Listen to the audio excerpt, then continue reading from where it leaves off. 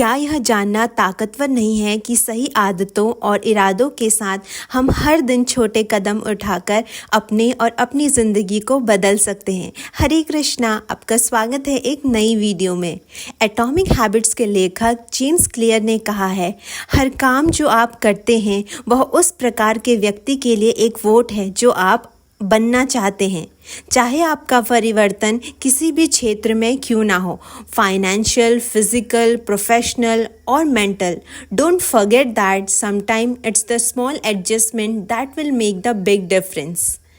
तो आज मैं आपसे वे 8 छोटे बदलाव साझा करना चाहती हूँ जो मैंने किए और जिससे मेरी ज़िंदगी में बहुत ज़्यादा सुधार और परिवर्तन आया। नई आदतें बनाने का सबसे आसान तरीका है कि उसे किसी पुरानी आदत के साथ जोड़ें। इस प्रक्रिया को हैबिट स्टैकिंग कहते हैं। यह तरीका इसलिए काम करता है क्योंकि यह हमारे दिमाग को नई आदत को मौजूदा दिनचर्या का हिस्सा मानने में मदद करता है। जैसे मैं दौड़ने में अनियमित थी, इसलिए मैंने इसे अपनी सुबह के पानी के ग्लास के बाद करना शुरू किया। अब जब मैं सुबह उठकर पानी पीती हूँ तो यह स्वाभाविक रूप से मुझे दौड़ने के लिए प्रेरित करता है, और जब मैं दौड़ने के लिए बाहर जाती हूँ तो एक और आदत जोड़ती हूँ और एक चीज़ के बारे में सोचती हूँ जिसके लिए मैं आभारी हूँ। इस तरीके से मैंने एक के बाद एक कई अच्छी आदतें जोड़ ली हैं। मैंने सीखा है भौतिक चीज़ों पर खुशी और उत्साह थोड़ी समय के लिए होता है, जबकि अनुभव और यादें जीवन भर चलती हैं। हमारे पास पहले से ही बहुत सारी चीज़ें हैं जो हमें चाहिए।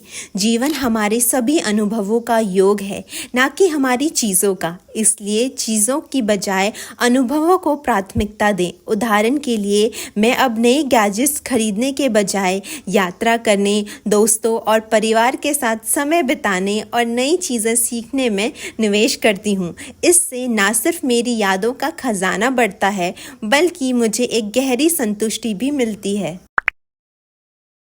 हमें पर्यावरण के लिए परफेक्ट होने की ज़रूरत नहीं है। हमें लाखों लोगों की ज़रूरत है जो इसे थोड़ी थोड़ी मात्रा में करें। यह पौधों पर आधारित खाने पर भी लागू होता है। मैंने पोषण के बारे में सीखते हुए नए व्यंजनों को आजमाया और इनसे काफ़ी मज़ा आया। अब मैं अपने खाने में अधिक फल, सब्जियां और दाल शामिल करती हूँ। इससे न केवल मेरी सेहत में सुधार हुआ है, बल्कि मैं पर्यावरण के प्रति भी अपना योगदान दे पा रही हूँ। मैंने पाया कि पौधों पर आधारित खाना स्वादिष्ट और पौष्टिक भी होता है। यह मेरे शरीर को ऊर्जा और ताजगी देता है।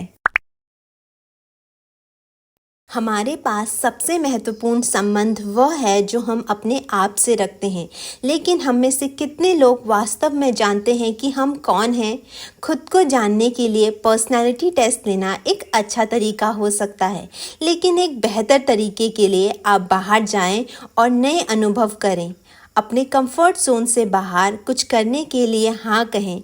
नए लोगों के साथ घूमें, नया खाना आजमाएं, कुछ ऐसा करें जिससे आपको डर लगे। उदाहरण के लिए, मुझे ऊंचाई से डर लगता है और मैंने अपने दोस्तों के साथ मिलकर इसका सामना करने का फैसला किया। आत्मविश्वास मिला, बल्कि मेरा डर भी दूर हो गया। इस प्रकार के अनुभवों से हमें अपने बारे में नई बातें पता चलती हैं और हम अपने व्यक्तित्व को और गहराई से समझ पाते हैं।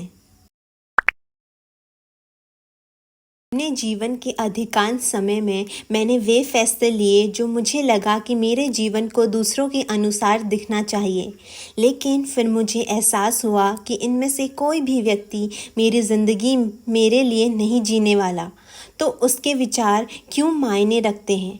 अब जब भी मुझे कोई फ़ैसला लेना होता है, मैं वही चुनती हूँ जो मुझे खुश करता है। उदाहरण के लिए, अगर मुझे तय करना है कि मुझे ओवरटाइम काम करना चाहिए या अपने परिवार के साथ समय बिताना चाहिए, तो मैं बिना सोचे समझे अपने परिवार के साथ समय बिताने का फ़ैसला करती हूँ। इससे मेरी ज़िंदगी में खुशी और संतुलन दोनों बना रहता है। वर्षों के दौरान सोशल मीडिया के साथ मेरा संबंध बदल गया है। पहले उन अकाउंट्स को अनफॉलो करें जो अब आपको प्रेरणा नहीं दे रहे हैं। अपने होम फीड को उन चीज़ों से भरें जो आपको प्रेरित करते हैं, जैसे कि crafting, nature photography, health, fitness. इससे आपको अधिक प्रेरणा मिलेगी और आप अपने कंफर्ट जोन से बाहर आकर अपनी खुद की जादुई दुनिया बना पाएंगे। उदाहरण के लिए, मैंने सोशल मीडिया पर उन अकाउंट्स को फॉलो करना शुरू किया जो मुझे नई चीज़ें सीखने और खुद को बेहतर बनाने के लिए प्रेरित करते हैं। इससे न केवल मेरी सोशल मीडिया पर बिताए गए समय की गुणवत्ता में सुधार हुआ, बल्कि मुझे अपनी ज़िंदगी में भी सकारात्मक बदलाव देखने को मिले। क्या कोई ऐसा काम है जिसे आप करना चाहते हैं लेकिन संकोच कर रहे हैं? मैंने अपने YouTube वीडियोस बनाने के लिए बहुत समय लगाया क्योंकि मुझे संदेह था, लेकिन सच तो यह है कि जीवन में कोई गारंटी नहीं है। तो क्यों ना अनिश्चितताओं का सामना करें और वही करें जो हम चाहते हैं। अगर यह काम नहीं करता तो हम बाद में इसे समझ सकते हैं, लेकिन यह कारण ना बनने दें कि आप इसे शुरू ही ना करें। उदाहरण के लिए, मैंने अपने YouTube चैनल पर पहला वीडियो अपलोड करने के लिए हिम्मत जुटाई और यह देखकर मुझे बहुत खुशी हुई कि लोगों ने इसे पसंद किया। इससे मुझे और भी वीडियोस बनाने की प्रेरणा मिली और मुझे महसूस हुआ कि हमें अपने सपनों का पीछा करने से कभी डरना नहीं चाहिए। मेरे हिसाब से लक्ष्य और इरादे दोनों ही सेट करना बहुत ज़रूरी है। लक्ष्य विशेष और मापने योग्य होते हैं, जबकि इरादे मूल्यों में जड़े होते हैं और स्थायी परिवर्तन पर ध्यान केंद्रित करते हैं। इस वर्ष मेरा इरादा है कि मैं हर चीज़ में विकास मानसिकता रखूं, अधिक उपस्थित रहूं, अपनी अंतर्ज्ञान पर अधिक विश्वास करूं और सीमित सोच के प्रति सचेत रहूं। जब मैं हाँ कहूं तो उसे पूरे मन से कहूं और जब मैं ना कहूं तो भी उसे पूरे मन से कहूं। उदाहरण के लिए, मैंने इस साल का इरादा किया था कि मैं हर दिन एक नई चीज़ सीखूंगी, जो कि थोड़ा बहुत मैंने फॉलो किया, चाहे वो कितना ही छोटी क्यों ना हो। इससे मुझे हर दिन कुछ नया सीखने की प्रेरणा मिलती है और मेरी ज़िंदगी में स्थायी बदलाव आए हैं। अभी इस साल में बहुत समय बचा है। आप इस साल कौन से बदलाव करेंगे और खुद को अपने ऊपर प्राउड फील कराएंगे? आप ऐसा क्या करेंगे? सोचना ज़रूर।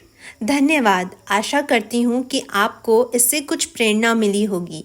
हरे कृष्णा।